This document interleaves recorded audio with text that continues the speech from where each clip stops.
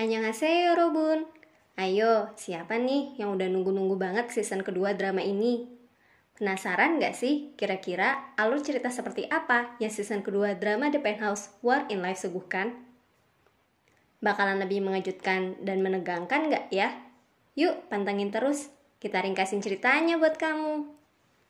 Agar penyampaian cerita lebih jelas, berikut kami perlihatkan daftar pemain yang terlibat sepanjang episode ini. Tapi sebelum mulai, jangan lupa subscribe dan pencet lonceng buat tahu updatean sinopsis film atau serial lainnya ya. Like dan komennya juga jangan lupa. Yuk, tanpa lama-lama kita mulai. Sijak! Drama dibuka dalam latar acara festival musik Chong'a. Acara yang semula berjalan hikmat berubah mencekam setelah sebuah teriakan terdengar. Seseorang terjatuh dan terluka parah di tangga. Orang-orang pun berlarian keluar untuk memastikan siapa orang tersebut. Setting waktu dibawa mundur ke 4 bulan sebelum kejadian. Sojin menggelar konser di New York, sedangkan Dante sibuk dengan proyek pembuatan teater opera di sekolah musik Chong'a. Di sana, Sojin bertemu dengan Ha Yunchol dalam keadaan mabuk dan keduanya berujung bermalam bersama. Setelahnya, Yunchol dihajar habis-habisan dan ditenggelamkan ke laut oleh orang-orang suruhan Dante. Dante rupanya menaruh orang untuk memata-matai pergerakan Sojin di New York. Padahal di sisi lain, Dante sama saja. Dia malah asik minum-minum dengan para wanita saat Sojin berada jauh di sana. Sepulang dari New York, Sojin mengalami aksi teror. Ia menerima bingkisan berisi fotonya yang sudah dicoret-coret dengan tulisan mati saja di belakangnya. Ia curiga jangan-jangan pelakunya adalah Oh Yoon-hee yang sejak tahun lalu dinyatakan menghilang. Memang sih, Yoon-hee dikabarkan meninggal dalam pelariannya. Tapi Sojin tidak percaya. Ia tidak akan tenang sampai jasad Yoon-hee betul-betul ditemukan. Scene berganti memperlihatkan Lee Kyu-jin yang tengah mengadakan aksi demonstrasi ditemani oleh istrinya, Go Sang-a. Selain berprofesi pengacara, kini ia menjabat sebagai anggota dewan. Di akhir orasinya, ia berpura-pura pingsan demi menarik simpati masyarakat.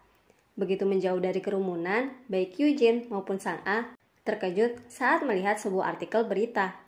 Ju Dante dan Chon Soo-jin mengumumkan rencana pertunangannya. Hal ini tentu saja membuat kaget Eun-byul dan menjadi perbincangan hangat juga di sekolah Chong'a. Dari sikapnya, kelihatan sekali kalau Seokyeong menentang pertunangan ini. Ia enggan dihubung-hubungkan dengan Eun-byul. Namun Eun-byul malah berkata bahwa ia menantikannya. Malamnya, keluarga Dante dan Sojin makan bersama di penthouse. Namun, Seokyeong malah pergi meninggalkan meja sambil berkata bahwa ia tidak sudi makan bersama orang yang ia benci. Sikap Seokyeong ini memancing amarah Sojin.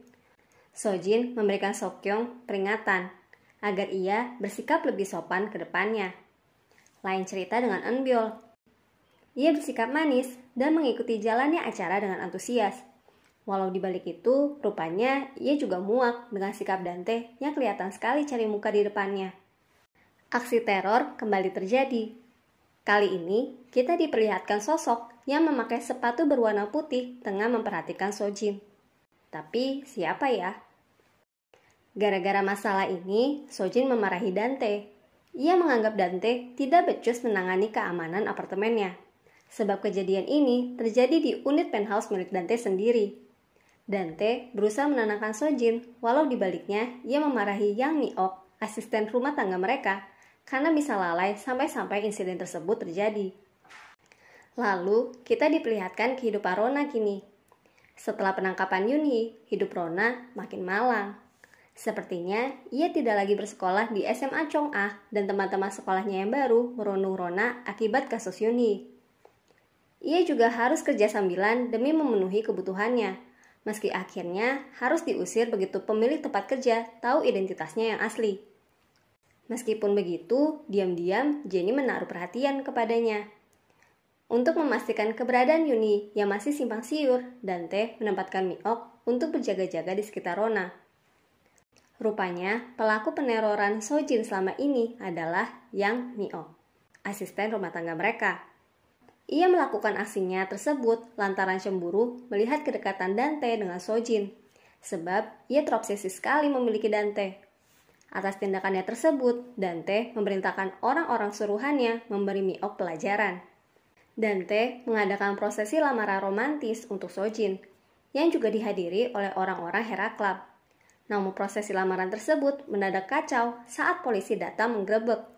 Dante ditangkap dengan tuduhan pembunuhan, yang setelah dibicarakan lebih jauh, rupanya pembunuhan yang dimaksud adalah pembunuhan Sim Suryon.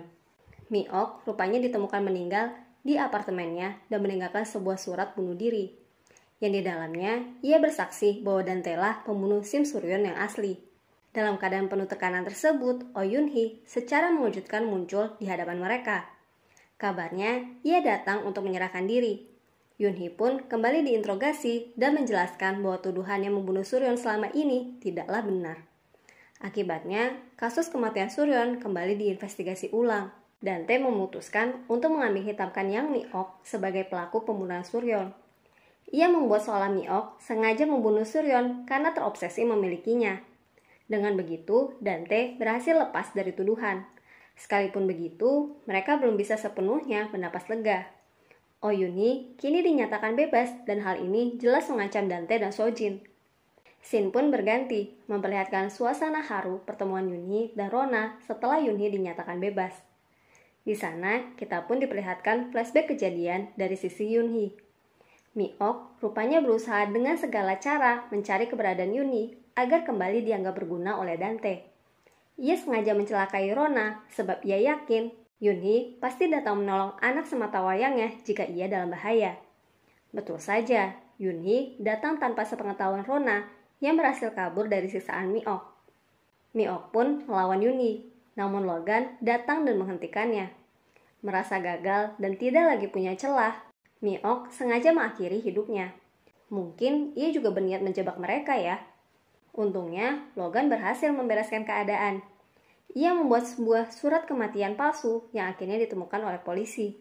Surat kematian yang menyeret penangkapan Dante. Setelah bebas, kabarnya Yun-hee dan Rona pergi ke luar negeri. Sehingga Dante berkata bahwa Sojin sudah bisa tenang sekarang. Ia juga berkata bahwa akhirnya mereka bisa melanjutkan babak baru kehidupan mereka, bertunangan dan membangun grup Chong-a bersama. Namun Sojin malah bersikap dingin dan menolak Dante. Setelah bermalam dengan Yunchol kemarin, Sojin entah kenapa jadi kepikiran terus nih dengan mantan suaminya tersebut. 3 bulan kemudian, Dante dan Sojin menggelar acara pertunangan mereka. Saat tengah bersiap-siap, Dante tidak sengaja mendengar ucapan Sojin. Tampaknya Sojin tidak seantusias Dante dalam masalah pertunangan ini. Ia bilang mereka belum memutuskan kapan tepatnya tanggal pernikahan mereka, dan bahkan bisa saja tidak melanjutkan hubungan tersebut sampai jenjang pernikahan. Acara tunangan Dante dan Sojin pun berjalan lancar, sampai tiba-tiba sebuah helikopter datang dan menghancurkan jalannya acara. Yang mengejutkan, penumpang helikopter tersebut rupanya adalah Ha Yunchol. Ia datang dengan setelan elegan dan pembawaannya yang karismatik.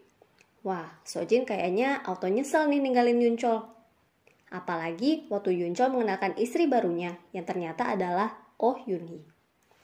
Wah, tingkah Yunchol ini savage banget ya Cinggu. Gini nih pembalasan keren buat mantan kekasih yang selingkuh. Mendengar kabar pernikahan sang ayah, Eun-byo langsung marah. Sedangkan Sok-kyung langsung datang menyiram Yun-hee. Ia masih percaya bahwa Yun-hee lah orang yang membunuh Suryon, sekalipun berita mengabarkan pelakunya adalah Mi-ok. Selepas acara, Dante mendatangi Yunchol dan langsung menghajarnya. Ia pikir Yunchol sengaja datang untuk mengacaukan acara dan cari gara-gara ke Sojin. Tapi Yunchol dengan kerennya melawan dan pergi sambil berkata bahwa ia betul-betul punya urusan di sana.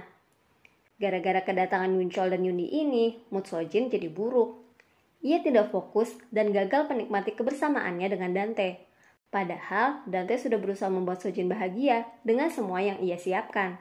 Apalagi setelah melihat kalau Sojin ini kayaknya terganggu dengan pernyataan Yunchol kalau dia sudah menikah dengan Yun-hee. Pokoknya yang dibicarain malah Yunchol, dan Yunchol terus deh. Sampai akhirnya keduanya jadi bertengkar. Saat mood Sojin dan Dante sudah membaik, telepon dari Kamari kembali menghancurkan suasana. Ia memberitahu kalau ternyata pembeli unit di sebelah kamarnya yang baru saja terjual itu adalah milik Yunchol dan Yun-hee. Sojin pun kembali marah dan mempertanyakan bagaimana mungkin Dante membiarkan Yunchol membeli unit apartemen tersebut. Tapi Dante memang tidak tahu, sebab unit tersebut dibeli atas nama korporat bernama John Bayo. Sojin, yang akhirnya betulan sudah tidak mood, memutuskan untuk pulang lebih cepat. Di sana, ia menemukan bahwa di jam 3 pagi, Eunbyul masih terbangun dan sepertinya tengah kedatangan tamu di kamarnya. Tapi, siapa ya? Kita juga sekilas diperkenalkan dengan sosok Jin Bun-hong, pengasuh barunya Eunbyul. Kira-kira dia bakalan punya peran penting di season ini nggak ya? Scene berganti memperlihatkan Lee Kyujin, Go Sang-a, dan Kang Mari yang sedang bergunjing. Mereka masih tidak percaya kalau Yunchol jadi sekeren itu. Sudah tampan, punya perusahaan sendiri. Wah, Yunhee beruntung sekali ya. Mereka juga mengolok-olok Sojin. Sojin pasti nyesel banget sekarang setelah melihat perubahan Yunchol. Di era Palace, Yunhee dan Yunchol sedang mengurus kepindahan mereka. Sokhun sempat sekilas melihat keadaan. Sepertinya ia mencari Rona, tapi sayangnya Rona tidak ada di sana. Chon Sojin datang mengonfrontasi Yunhee. Ia berkata kalau Yunchol dan Yunhee tidak bisa tinggal di Hera Palace. Bagaimana mungkin Yunhee berani menginjakkan kaki di sana? Sampai beberapa saat lalu kan, ia masih tersangka pembunuhan Suryon. Sojin juga menegur Yunchol. Bagaimana mungkin ia tinggal di sana saat tahu Eunbyul akan terluka melihat mereka? Orang-orang juga pasti akan bergunjing karena semua orang tahu Yunchol mantan suami Sojin. Namun Yunchol dan Yunhee membalas ucapan Sojin dengan sangat elegan. Ya memangnya kenapa kalau mereka tinggal di sana? Toh sudah terbuktikan kalau Yunhee ini bukan pembunuh Suryon. Hubungan mereka juga hubungan yang baik-baik, bukan bermula dari perselingkuhan seperti halnya hubungan Dante dan Sojin. Yunchol juga berkata bahwa ia sengaja tinggal di sana karena Sojin memutus semua jalan untuk menghubungi Eunbyul. Apalagi sih yang harus dipermasalahkan? Toh, Sojin sekarang sudah punya semua yang ia mau. Harusnya, ia juga bisa dong membiarkan Yunchol menjalani kehidupannya sendiri. Wah, kelihatan banget nih, Sojin makin panas.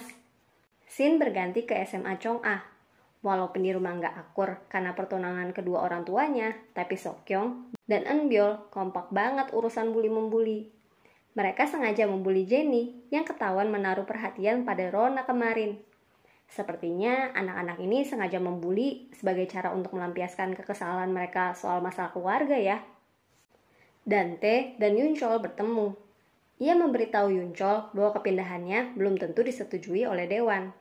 Melihat sikapnya yang keras, Yunchol mengejek Dante. Jangan-jangan Dante menolak kepindahannya karena merasa terancam atas kehadirannya di dekat Sojin. Namun Dante tidak membenarkan. Dia pun balik menantang Yunchol. Ia meminta Yunchol berdonasi dengan nominal besar agar kepindahannya dapat disetujui. Dan betul saja, Yunchol melakukannya. Bahkan, Yunchol sengaja mengatur skema agar ia dan Yunhee dapat bergabung ke Hera Club. Yang lain kelihatan langsung setuju. Usut punya usut, mereka memang sudah lebih dulu disogok oleh Yunchol agar dibantu masuk ke Hera Club. Namun Sojin dan Dante terang-terangan menolak. Sojin menolak dengan alasan Yunhee dapat merusak citra klub mereka. Namun Yunchol terus membelanya di depan Sojin. Sojin pun jadi makin panas dan berkata bahwa ialah yang akan keluar dari Hera Club kalau sampai mereka berdua masuk. Melihat Sojin yang tampak cemburu ini, Dante makin marah. Ia merasa dipermalukan di depan orang-orang. Tunangannya masih peduli dengan mantan suaminya, sekalipun kini Sojin sudah memiliki Dante. Ternyata betul nih kecurigaan Sojin. Pernikahan Yunchol dan Yunhee hanyalah sandiwara. Mereka bekerja sama demi membalas dendam pada Dante dan Sojin. Walaupun keduanya kadang kelihatan salah tingkah dan senang dengan perlakuan satu sama lain sih. Gemesin banget ya. Di sisi lain, kita diperlihatkan Sojin yang tengah melakukan persiapan untuk konser 20 tahunnya berkarya. Suara Sojin entah mengapa mengalami perubahan. Ia tidak sanggup mencapai nada tinggi dan terus-terusan meleset. Setelah melakukan check up lebih lanjut, barulah ketahuan kalau ternyata ada masalah di tenggorokannya. Ia mengidap penyakit nodul pita suara, yang kalau terus dibiarkan, kemungkinan harus menjalani operasi. Kalaupun tetap memaksakan diri dengan menggelar konser, ia terancam tidak akan bisa bernyanyi setelahnya. Mendengarnya, Sojin merasa kesal dan sangat putus asa. ia tidak mungkin membatalkan konsernya. Ia tidak rela titel primadona yang 20 tahun ia sandang harus berakhir. Sudah begitu, keadaan makin diperparah saat sebuah artikel mengomentari suaranya yang mengalami perburukan. Maka, ia melakukan berbagai cara untuk mendapatkan kembali suaranya. Tapi seberapa keras pun ia mencoba, ia tahu kalau suaranya tidak lagi sempurna. Maka dari itu, Sojin berencana berbuat curang. Ia ingin mencari seorang soprano amatir yang belum pernah debut tapi memiliki suara bagus untuk menggantikan suaranya di konser nanti. Jadi, dia hanya akan lip sync sepanjang acara. Setelah mencari-cari, Sojin akhirnya menemukan orang dengan suara yang ia inginkan. Ia pun membuat kontrak perjanjian dan konser pun berjalan lancar. Semua orang terpukau sekali dengan penampilannya. Sampai akhirnya terungkap bahwa ternyata orang di balik suara emas tersebut adalah Oh Yoon-hee. Rupanya saat di Amerika, ia melakukan operasi pita suara dengan batuan logam Lee. Sojin pun terkejut sekali saat mengetahuinya. Nantikan ringkasan episode selanjutnya ya. Annyeong!